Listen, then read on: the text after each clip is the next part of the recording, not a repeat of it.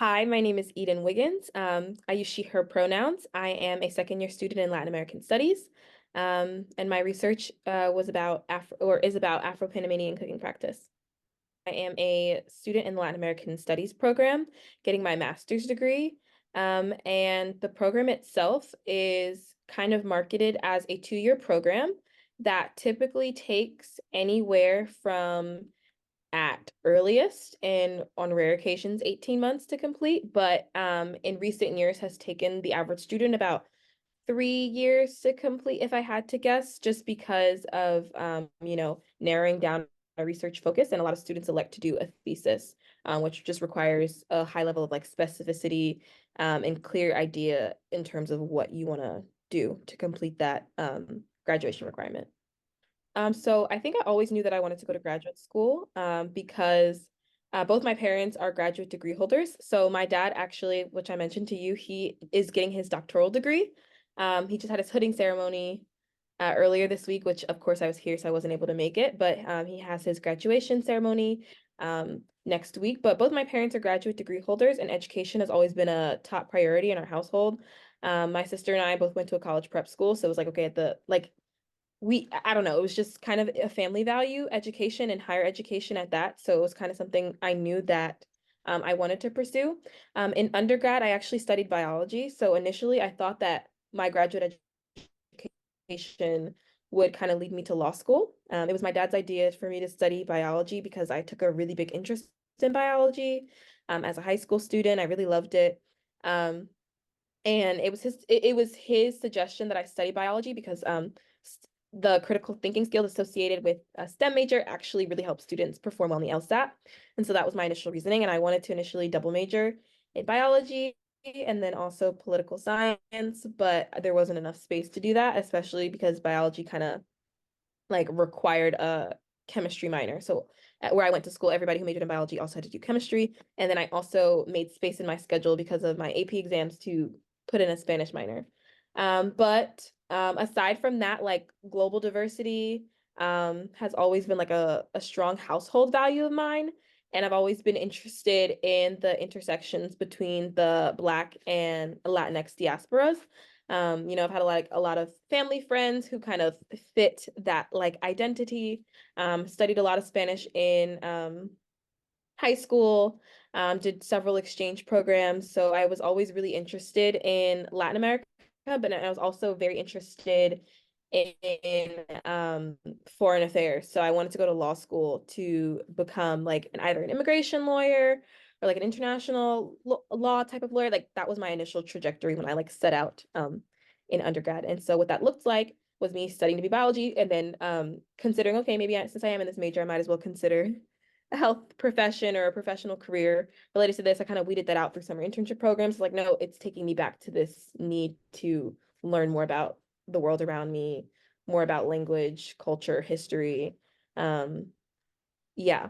So it kind of took me back to, okay, I kind of want to leave the biology alone and go back to like my roots, but I was like, I don't know about law school right now. I don't know, something didn't feel right. So I took a gap year and during my gap year, I just kind of stayed at home. I was like, I kind of need to recollect myself. I had a really strong interest in higher education as well. So I applied to a bunch of higher ed programs after undergrad, and I only applied to two, not a bunch actually. I applied to two, got accepted, but the school I wanted to go to did not give me enough money. And so I was gonna go to a school in the middle of nowhere, Pennsylvania. I was like, actually, I don't want to be in the middle of nowhere, Pennsylvania. Let me say no. Let me just stay home. Let me work at Target and just like collect my thoughts. At that time, I applied for a bunch of fellowships. I was really big on applying to like fellowships to take me abroad for my graduate studies. And I didn't get them, which was fine. But that was really like big on that. And I spent some time my senior year and my gap year like applying to a few. Um, and then I decided that I was ultimately going to apply to Latin American Studies programs, or I was going to apply to and I was going to apply to international affairs programs because I would choose my area study within those programs to be Latin America, just based off like my own personal interest in the region. So I did that, and the second time around I applied to 4 programs, and I really wanted to I applied to 4 programs. I applied to, yeah, 4 programs. 2 of them were Latin American Studies, 2 of them were International Affairs. I got into 3 of the 4 programs, and I really thought I was going to end up in DC because that's where 3 out of the 4 programs were.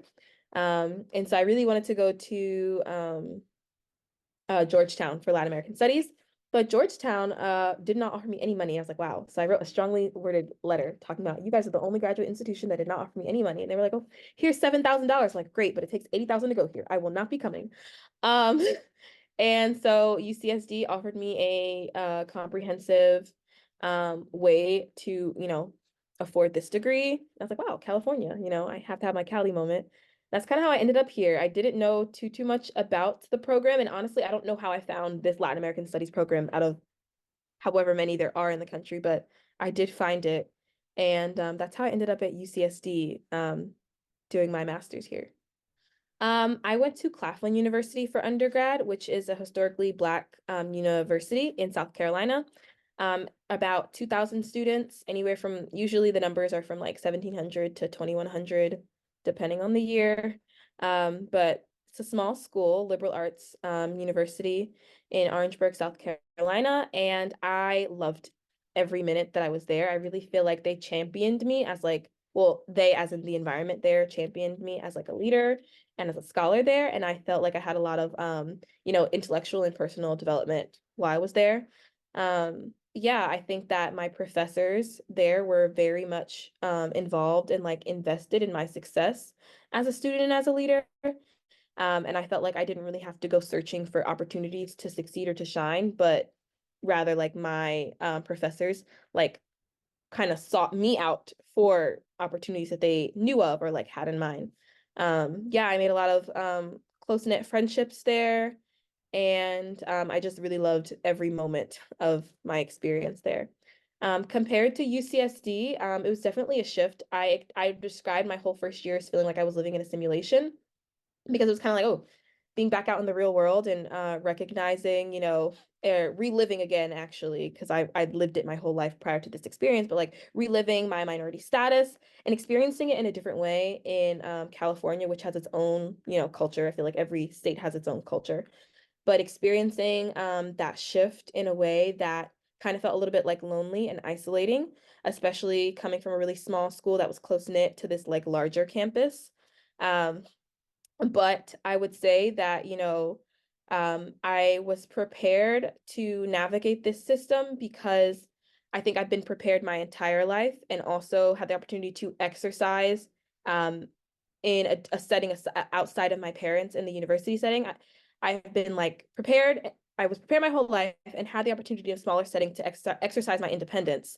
Um, and so kind of it was like a culminating like test here at UCSD to see how I am going to to see or to put to test how I was going to advocate for myself in the larger world um, when I am not necessarily being looked to or presented the opportunity to, shine.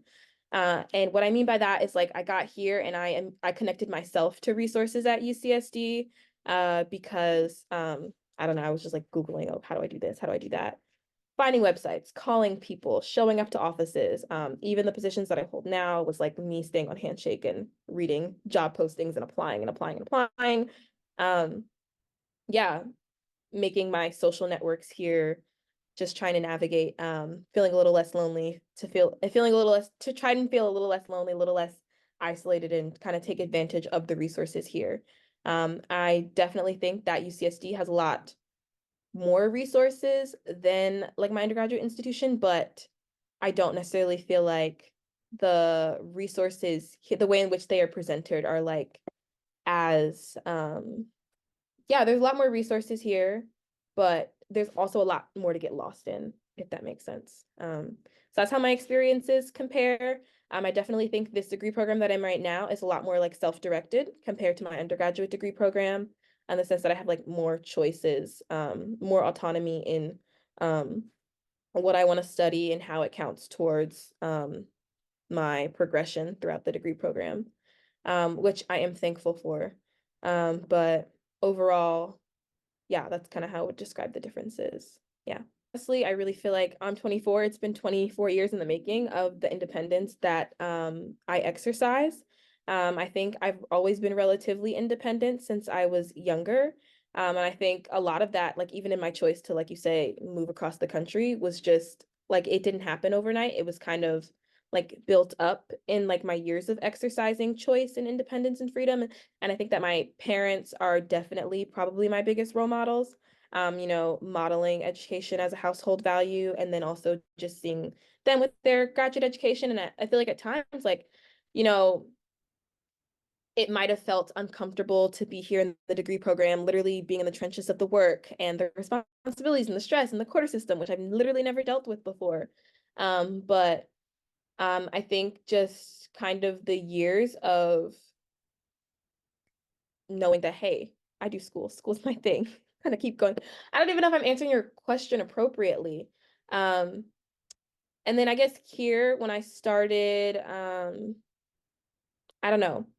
I think like I have a friend that I met last year, named Maya. And last year I used to say to her all the time, I said, if I only made one friend here, it was you.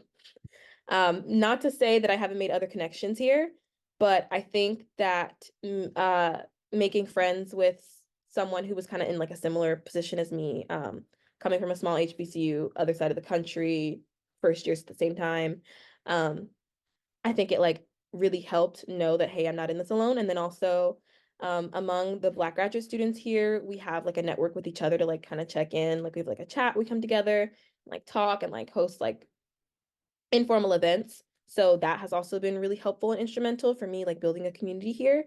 Um, so yeah, I definitely think it changes. I think it changes based off of the classes that you elect to take and what department they're in. I think certain departments have like more of like a traditional ideological like discipline or rigor associated with them. So whether or not you're taking a class in like history or like sociology or anthropology compared to like, I don't know, ethnic studies or political, like they all have their different types of like rigor or associated like tradition with how the discipline is like conducted. So I think based off of where you decide to take your classes and what quarter, that can definitely depend on a lot of things. I think also it depends on what kind of work assignments and financial pressures that you might have. So for me, this year has been a whole lot less stressful and felt easier to maintain compared to last year for me. And I think a lot of that has to do with my employment on campus. I was a TA in one of the writing colleges here at UCSD, and it took a lot out of me. A lot of times I felt like I was spending a lot of mental energy and then also physical energy like invested in the classroom compared to like my actual work. And I don't know, it was very burdensome compared to the jobs where I have now, where I feel supported holistically as an individual. I think that the supervisors I have in as a GSR and also at the Black Resource Center, which I worked at the Black Resource Center last year, but that hasn't been my primary position, which is the one that like pays my tuition, gives me money to pay my rent. So that was the TA ship, but I switched out for a GSR ship. And even though like the pay scale is like actually a little bit lower after the strike with the GSR ship compared to what my TA ship would have been, the peace of mind that I've gained in that has been like incomparable. So I think that the load definitely varies. And for me, I think I noticed the biggest differences with my how my like employment load compares to my academic load. Also, that being said, um year one is basically the year to take all of your the majority of your classes. So my course load was a lot heavier. Like right now, I'm just in the process of like trying to write my thesis and reading about it and stuff like that. So it's like more self-guided, and yeah, it has its own stresses and pressures, but I think they're more like some of them are external, but I think a lot of them is more like internal regulation compared to the world around me just constantly demanding things from me, which is definitely what I felt in the first year. And then also like trying to navigate things. So I think also it depends on how many classes you take a quarter. I think a lot of people take 3 classes a quarter um at the graduate level, at least in my program, but like sometimes 4. And I think uh yeah, how many classes you take definitely depends on the rigor. Then there are like the type of class, so like some are like graduate seminar classes, which are kind of like classes where you read a bunch of material and like either discuss or engage with the material in a specific way, like repeatedly, and it's like led mostly by the graduate students themselves. So though how those classes compare to classes where the professor is, kind of lecturing or otherwise compare with the load. Yeah, and then just the quarter system in general is pretty fast paced. So all of that. To say first and foremost that I'm like very fortunate to be in the position that I am in. I graduated undergrad with no loans, and I'll graduate this graduate program with zero loans. So I think it's thank you. I think it's a matter of assessing how much the university is like willing to invest in you, and I view it that way. Which is why I chose not to go to other institutions which did not offer like me as much aid or ability to like finance the education, because I view it this way. I look at the amount of resources that an institution has, and I look at how much they're willing to give to me, and I'm like, this is what you see that I'm worth. Or, like, this is the investment you're willing to like put into me. So I would suggest that anybody trying to make a decision whether to come to UCSD or any institution, first I would say negotiate, negotiate, negotiate, because you can always get more out of an institution. I mean, their businesses at the end of the day. And I think that, like, for one, I think it would be great. This doesn't exist yet, but I think it would be great if UCSD had the ability to offer housing for students that are going to be graduate students to live, but also like throughout the duration of their program. So right now I do live in graduate housing, and that's kind of another reason I kind of feel pressured to hurry up and finish my degree because of the 2-year limit living here, and my whole support system's on the East Coast. And then given the average cost of living in San Diego, I reasonably cannot afford to live off of graduate housing with the salaries that were given as TAs, GSR, because it's like, okay, I don't just want to pay my bill. I don't want to pay my bill. I want to be able to afford my bill. And those are different. Just because I can like put the money down, I'm not really affording the lifestyle that I'm living. And I would like to have some decency of a quality of life. I think we're all more productive people in that way. So I think that one, being able to guarantee affordable housing within the graduate and family housing, which um goes up every year. So maybe, I don't know, stabilize the rent. Like, why are there not rent stabilized apartments within graduate housing? I know there's different situations, but I feel like that should be a baseline. I think that would be helpful. Oh, one of the biggest things that I dislike, and I don't know if undergraduate students feel the same way, the food pantry that we have here is pitiful. I've seen schools with less resources, right? Less resources, who've existed for far less time than UC, and their food pantries are stocked. Why are we rationing the food pantry items? Like, there's barely any shelf items. The produce, like, I don't know. That whole thing, honestly, I'm just like, wow, you really don't care, because this food pantry is not really servicing, like, I don't think it services students in the way that it needs to. Um, and I think there's a better way to like meet the need by actually putting in more money. I think it shouldn't be volunteer run. You should actually hire people, like hire professional staff to regulate it and treat it as like a real center. So those things I think would be helpful. Paying people a living wage. Um, Providing healthcare for dependents uh, as part of the UC SHIP package. I think those things could be helpful um, if UCSD had them in place for someone making a decision. But at the end of the day, I think, you know, when you make a decision to come to graduate school, I think you should always look at it in terms of how much the school is willing to invest in you, and what that investment means to you for your personal life, considering what you value about spending money. Because me personally, I just don't believe in spending money if you can avoid it. So I understand it's not avoidable for everyone. I just don't believe in spending additional money or taking out loans for education, because there's so many different ways. Community college is cheaper than a 4-year university. If I didn't have the ability to go to a 4-year university on scholarship, I surely would have gone to community college for cheaper. I actually took some prerequisites that I thought I might have needed for a different graduate program at community college. It was way more affordable. So I think, being creative about how you apply, which schools you apply to, look at what schools are likely to give you aid. Ask for fee waivers. That's something that I did when applying to my program. Like, saw that they offered fee waivers for specific things. And I just emailed like, hey, I just wanted to know, like, I see you offer fee waivers for this and this. Like, I was wondering, may I have one, like, for this? And it's honestly, sometimes it's that simple, just asking and advocating for yourself and literally asking for what you want. Same thing for undergrad. And honestly, a lot of this information I'm privileged to know because my dad has worked in the university setting for years. So like, I know how they work. So, you know, again, I got a scholarship from my undergrad institution, and my dad once said, hey, like, she can go to the school I worked at for free. Like, if you want her here, are you going to give her more money? So they gave me more money, you know? Knowing that you being in the institution yourself, you add value that the university can't like take away from you. So I think that negotiation step needs to happen when deciding where you're going to go, especially when finances, you know, are involved. Yeah, asking your department, deans, like there's discretionary funds that exist in any place. You just have to ask. Yeah.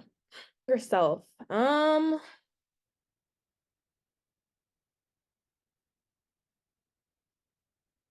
don't know. Let's see.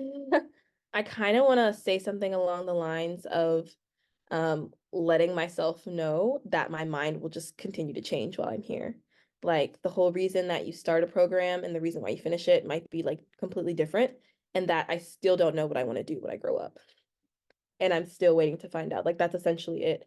It's like you can make these decisions and you can follow your interests like one day at a time, and that's kind of like what I'm doing. Like I feel like I've like come to the end of what I imagined for myself in terms of like, I don't know. I feel like as a little kid, I'm like, oh, I always imagined my life up to 20 something, and it doesn't exactly look like that, which is fine.